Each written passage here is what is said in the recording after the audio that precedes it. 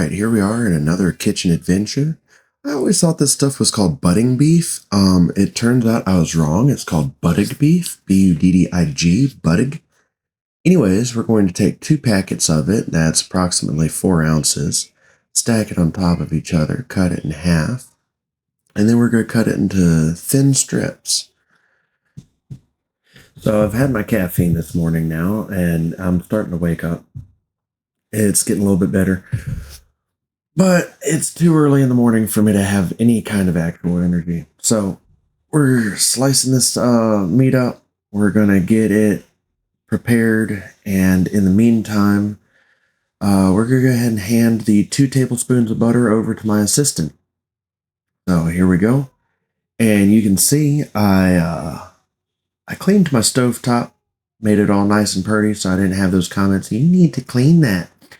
Unfortunately, it also means I get a mirror finish and you can see all kinds of stuff that you don't really need to see in the top of it.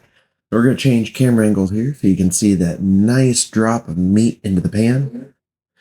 So if you're going to do this along with me, it'd probably be best to try to break up that meat a little bit more as you're dropping it into the pan.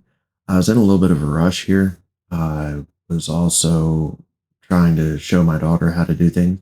So here you go with a 4-year-old trying to whisk these clumps of meat and the butter in the pan. It's really entertaining to watch, but I'm going to go ahead and take over. And our goal is to break this meat up so that you've got little slivers of meat, like little meat noodles instead of these chunks, and get all that butter melted and worked into the meat, have it make everything moist and delicious. And while we're doing this, getting that butter melted, go ahead and like, subscribe, and comment because it would make my kids really happy. They keep telling me that I don't say that in my videos and that I really need to. A few of my shorts that I've done, I went ahead and let them say it at the end. I try not to use my kids too much in my videos. I don't want it to seem like I'm exploiting them for likes or subscriptions or whatever. But I do want them to be involved in what I do. Right now, I'm doing YouTube videos and stuff, so I want them to be sort of involved in that. I've been doing a lot of real simple cooking recipes and stuff, mostly because I want them to have this to look back on when they need to as they get older, because they need to know how to cook. They need to know how to feed themselves at some point in their life. So now that we're done contemplating my mortality, we're going to add the 2 tablespoons of flour in there and mix it around. We basically want to get all that butter absorbed into the flour, and the flour is going to kind of stick to that meat, coat it out a little bit. This makes sort of a roux, a quick roux. And we don't want to see that flour starting to turn dark or browning too much. If we do, then we've probably got the heat a little too high or we're working too slowly. We just want to mix it around and get it to a point where everything is wet, or where that flour has absorbed all of the butter, before we go ahead and add our milk. So we went ahead and changed camera angles here to try to get this milk pour, and I think it turned out pretty good. I've been trying to do new things with camera angles and lighting and whatnot. I've got I found a shop light out in my garage to set up for this video, and I think next time I'm probably going to set it a little bit higher and at a different angle. I might go out at some point and get a studio light, but until then, I'm just kind of playing around with stuff and see what works and what looks good. I found out that my knockoff GoPro sees my stove eye as purple instead of red, so that's interesting, but it doesn't seem to affect anything else. Just let me know what you think in the comments.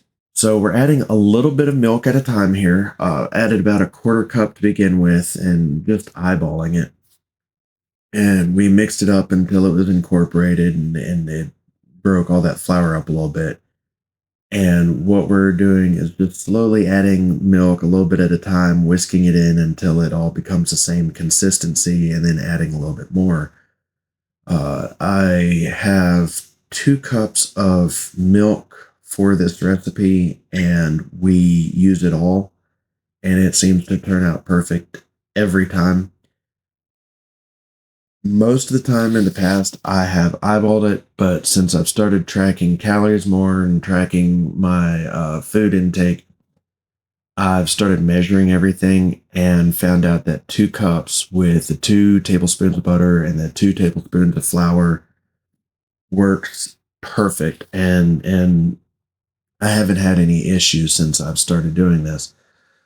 It gets it thin enough so that it pours over the toast well, and thick enough so that it is a gravy and not just wet toast.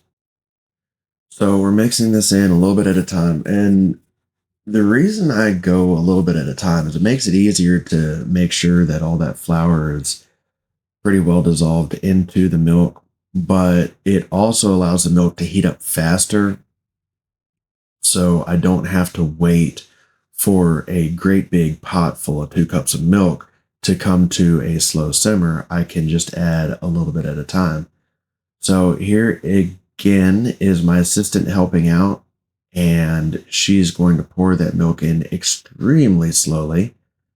That is not part of my instructions. I just had a little bit left in there. I told her to go ahead and pour it in, and so now we're drizzling it in as slow as humanly possible. So I kicked her out of the way, and we're going to whisk that in, and then we're going to let it rest. So once we get all that mixed in, so we know that everything's homogeneous, if you will, we're just going to let it rest for a little bit on medium-low heat, probably closer to low heat. If you've ever made a cream-based sauce or gravy before, you know that if you don't watch it, it will boil over and make a mess of your entire kitchen and destroy your family and cause all kinds of problems. So you want to keep an eye on it because it is a destructive force. But right now, you just let it sit there and rest while you clean up your work area, get the knife out of the way, get the cutting. It's not a cutting board, it's a cutting sheet. I don't really know what it's called, cutting mat, I guess. So after we've let it rest for a few minutes, and I did actually cut out a little bit of time there because I have the heat a little lower than I usually do, just so that I could clean up as I go and make sure everything was set up without having to worry too much about that boil over issue I discussed earlier.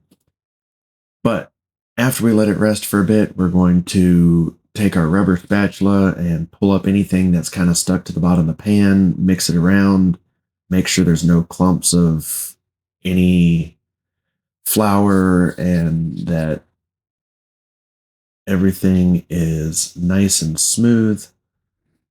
And we're going to let that just simmer along a little bit while we stir it. And that should be pretty much it. So we've finished up the gravy part, and now all we have to do is pour it over the toast. Without the bread, the total calories are 804.8. The reason I put it without bread is because you can put this over a variety of different breads. If you're using normal bread, it's going to add another 446.9 calories, totaling about 1,252 calories. But you can pour this gravy over just about anything. I do recommend if you pour it on your significant other, let it cool down a little bit, but it is delicious either way. Thank you all. Have a good one.